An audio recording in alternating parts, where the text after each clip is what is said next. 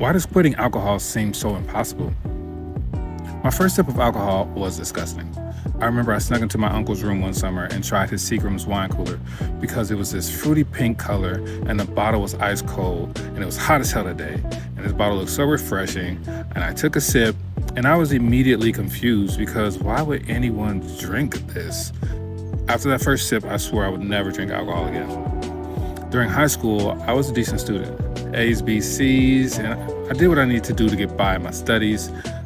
But I also got involved in like every extracurricular activity there was. I mean, choir, chess club, drama, debate team, glee club, ebony club, basketball team, you name it. And I was in it. And I started to become really popular. All of a sudden, I was invited to all the parties and I wanted to fit in with all the cool kids. So I did what they did and I drank. The taste of alcohol was still disgusting, but I realized the more I drank, the more I didn't care. My parents were going through a divorce at the time, so things were weird at home. I'm not sure what I wanted to do with my life at that time as high school was ending.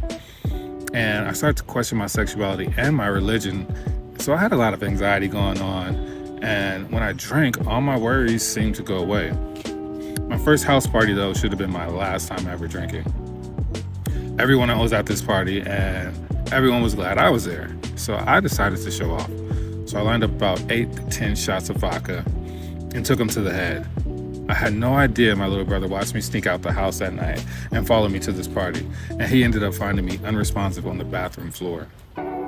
He freaked out as any little brother would and called 911. I woke up in the hospital surrounded by my family, and my dad looked at me and asked, "So you're never gonna drink again, right?" And I'm like, "No, sir. Never again," I said. After a few months, I was back to drinking, and after a few years, alcohol had taken over my life and was a part of my everyday life. I couldn't imagine doing anything without alcohol. Not going to a party, going to dinner without alcohol was no. Movies, no.